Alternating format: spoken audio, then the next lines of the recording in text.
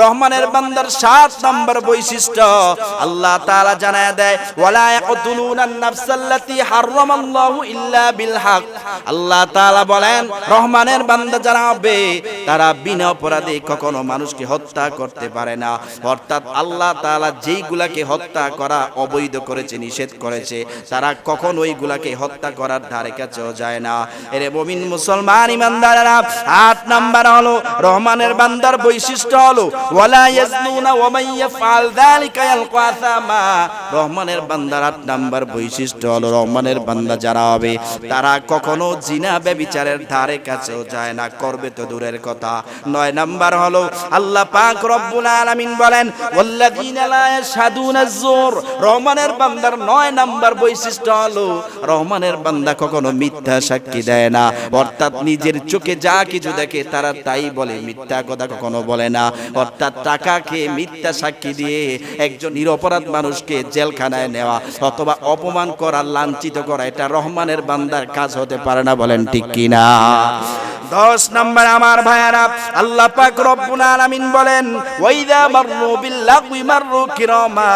10 number হলো রহমানের বান্দারা এমন মজলিসে যায় না যেই মজলিসে মানুষের সমালোচনা হয়, যেই মজলিসে মানুষের গীবত করা হয়, আরে যেই মজলিসে মানুষের বদনাম করা হয়, আরে যেই মজলিসে খারাপ কথা হয়, রহমানের বান্দারা ওই সমস্ত মজলিসে কখনোই যায় না। যদিও ভুলে চলে যায় তারা দ্রুত ওখান থেকে ওই স্থানটা পরিত্যাগ করার জন্য চেষ্টা করে। 11 নম্বরে আল্লাহ পাক রব্বুল আলামিন সূরাতুল ফুরকানের 73 নম্বর আয়াতে জানা যায় ওয়াল্লাযীনা ইযা যুকিরু বিআয়াতি রাব্বিহিম লাম ইয়াখিরু আলাইহা সুম্মা ওয়া উমিয়ানা। অর্থাৎ তাদের সামনে যখন কোরআন তেলাওয়াত করা হয়, কোরআনের কথা বলা হয়, হাদিসের কথা বলা হয়, রহমানের বান্দারা ওইটা শোনার পরে অনুধাবন করে, ওইটা নিয়ে তারা গবেষণা করে, চিন্তা করে এবং ওই কোরআন তেলাওয়াত আল্লাহর কথা শোনার পরে তারা ওখান থেকে বের করে আমল করার জন্য চেষ্টা করে। এই রে মুমিন মুসলমান ইমানদারেরা, রহমানের বান্দার 12 নম্বর বৈশিষ্ট্য হলো আল্লাহ পাক রব্বুল আলামিন বলেন ওয়াল্লাযীনা ইয়াকুলুনা রব্বানা হাব লানা মিন আজওয়াজিনা ওয়া যুররিয়াতিনা কুররাতা আ'য়ুনি ওয়াজআলনা লিল মুত্তাকিনা ইমামা। আল্লাহ পাক রব্বুল আলামিন জানায় দেয় রহমানের বান্দার 12 নম্বর বৈশিষ্ট্য হলো রহমানের বান্দা দুনিয়ার জমিনে থাইকা সব সময় আল্লাহর কাছে দোয়া করে, আল্লাহ আমার স্ত্রী সন্তানদেরকে তুমি মুত্তাকি বানায় দাও, আমলওয়ালা বানায় দাও।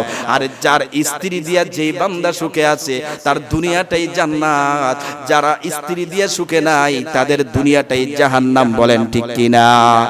এরপর আল্লাহ বলেন রহমানের বান্দারে 12টা গুণ যাদের মধ্যে থাকবে আল্লাহ পাক রব্বুল আলামিন জানায় দেয় রে বান্দারা শুনে নাও, আমি আল্লাহ তাদেরকে 3টা পুরস্কার দিব। কয়টা?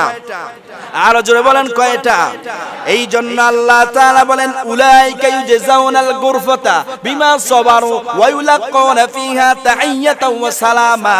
আল্লাহ পাক রব্বুল আলামিন জানায় দেয় রহমানের বান্দার 3টা পুরস্কার হলো আল্লাহ পাক রব্বুল আলামিন তাদেরকে জান্নাতে অনেক সুন্দর সুন্দর রুম, কক্ষ দান করবে। শুধু তাই না, আল্লাহ তাআলা তাদেরকে ভালো খাবারের ব্যবস্থা করে দিবে। শুধু তাই না 3 নাম্বার হলো আল্লাহ পাক বলে তারা ওখানে চিরস্থায়ী বসবাস করবে, বলেন সুবহানাল্লাহ। এবং তাদেরকে অভ্যর্থনা নিয়ে যাবে, সালামুন আলাইকুম তিবতুম ফাদখুলুহা খালিদিন।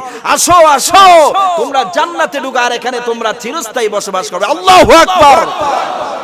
এই জন্য আমার ভাইয়েরা, এই 12টা যে গুণের কথা আমি বললাম, এই 12টা গুণ যদি আমাদের মধ্যে থাকে নিশ্চিত আমরাও জান্নাতে যে এই 3টা পুরস্কার পাবো, বলেন ইনশাআল্লাহ।